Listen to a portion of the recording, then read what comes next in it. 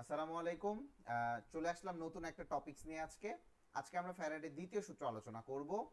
তো ফ্যারাডের দ্বিতীয় সূত্র কি বলেছে সেটা আমরা একটু জেনে নেই।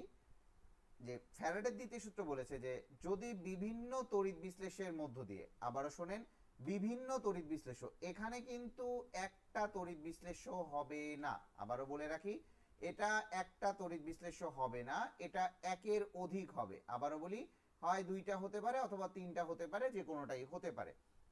দেখেন কি বলেছে, যদি বিভিন্ন তড়িৎ বিশ্লেষণের মধ্য দিয়ে একই পরিমাণ, আবারও শোনেন, এখানে এখানে বলা হয়েছে একই পরিমাণ বিদ্যুৎ প্রবাহিত হয়, একই পরিমাণ বিদ্যুৎ প্রবাহিত হয়, একই সময় ধরে চালনা করা হয়।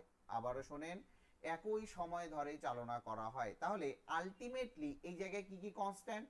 এই জায়গায় আই আনস্ট্যান্ট বা এই জায়গায় আই কনস্ট্যান্ট থাকবে, কনস্ট্যান্ট থাকবে। এই জায়গায় টি থাকবে কনস্ট্যান্ট, টি থাকবে কনস্ট্যান্ট।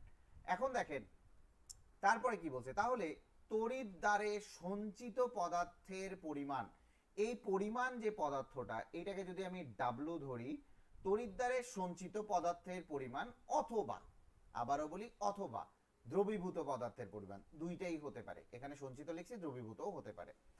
পদার্থের পরিমাণ রাসায়নিক তুল্যাঙ্কের, ভাইয়া এটা রাসায়নিক তুল্যাঙ্ক কি, রাসায়নিক তুল্যাঙ্ক আর তড়িৎ রাসায়নিক তুল্যাঙ্ক কি, আমরা আসবো। তো দেখেন বলে হয়েছে রাসায়নিক তুল্যাঙ্কের সমানুপাতিক। ভাই রাসায়নিক তুল্যাঙ্কে আমি ইকুইভ্যালেন্স নাম্বারের জন্য ই ধরলাম। আবারও বলি, তুল্যাঙ্ক মানে হচ্ছে ইকুইভ্যালেন্স নাম্বার, তুল্য সংখ্যার ইংলিশ হচ্ছে ইকুইভ্যালেন্স নাম্বার। এই জন্য আমরা সেটার সাথে মিল রেখে রাসায়নিক তুল্যাঙ্ককে ই ধরলাম। ভাই রাসায়নিক তুল্যাঙ্কটা কি জিনিস? ইকুয়াল টু হচ্ছে এম ডিভাইডেড বাই ই। আবারও বলি, এম ডিভাইডেড বাই ই। ই কি ভাইয়া? ই ধরে নেন তুল্য সংখ্যা। ই কি? তুল্য সংখ্যা, তুল্য সংখ্যা। এম কি ভাইয়া? আণবিক ভর। তাহলে বুঝেন, তাহলে বোঝেন রাসায়নিক তুল্যাঙ্কের সমানুপাতিক, অথবা এটা যদি আপনি তুল্য সংখ্যা না ধরেন, তাহলে লেখেন যতগুলা ইলেকট্রন আদান প্রদান হয়েছে, যতগুলো ইলেকট্রন আদান প্রদান হয়েছে, আদান প্রদান হয়েছে, যতগুলো ইলেকট্রন আদান প্রদান হয়েছে হয়েছে।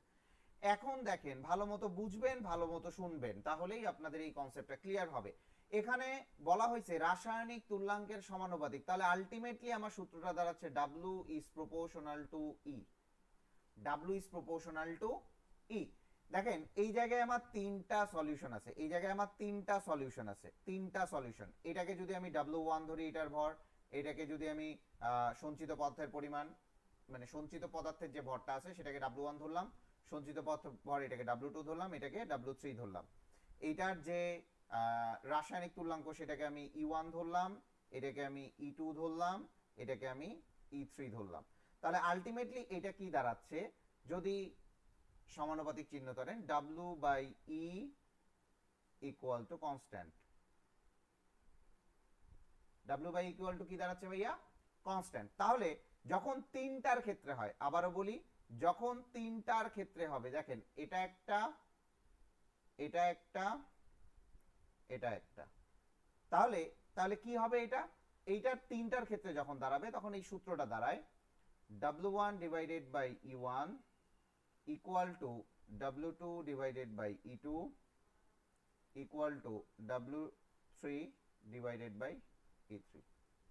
তাহলে এইটাই হচ্ছে আমার ফ্যারাডের সেকেন্ড ল। কথা বুঝেন। এখন চলে আসি ভাই, রাসায়নিক তুল্যাঙ্ক আর তড়িৎ রাসায়নিক তুল্যাঙ্কের মধ্যে সম্পর্কটা কি?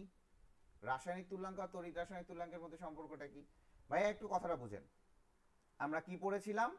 আমরা পড়েছিলাম ডাব্লু ইজ ইকুয়াল টু হচ্ছে Z I T divided by E into, sorry এখানে জেড আই টি হবে না, এম আই টি হবে,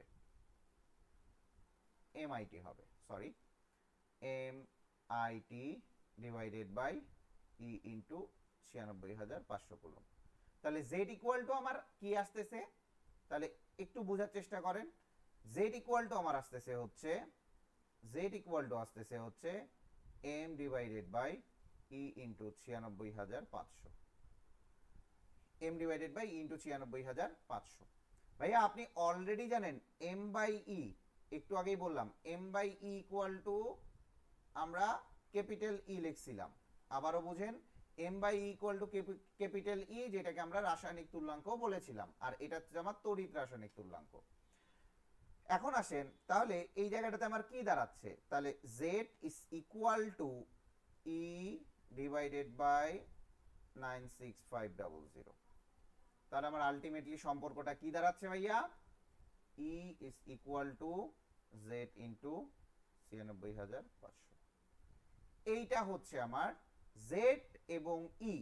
ই হচ্ছে আমার এখানে, আবারও বলতেছি, ই হচ্ছে আমার এখানে রাসায়নিক তুল্যাঙ্ক, রাসায়নিক তুল্যাঙ্ক,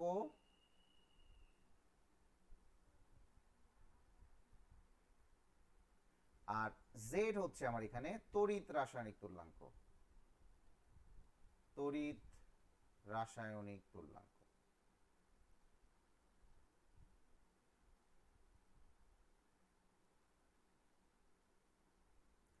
তাহলে যদি আপনাকে এরকমও করে যে E by Z, E by Z এর অনুপাত কত, 96,500 কুলম, আপনি এটাও যাই ই বাই জেড এর অনুপাত কত, 96,500 কুলম। এরকম বিভিন্ন ছোট ছোট টপিকস দেখার জন্য আমাদের সাথেই থাকুন। ইনশাল্লাহ নেক্সট ভিডিওতে আবার দেখা হবে। আল্লাহ হাফেজ।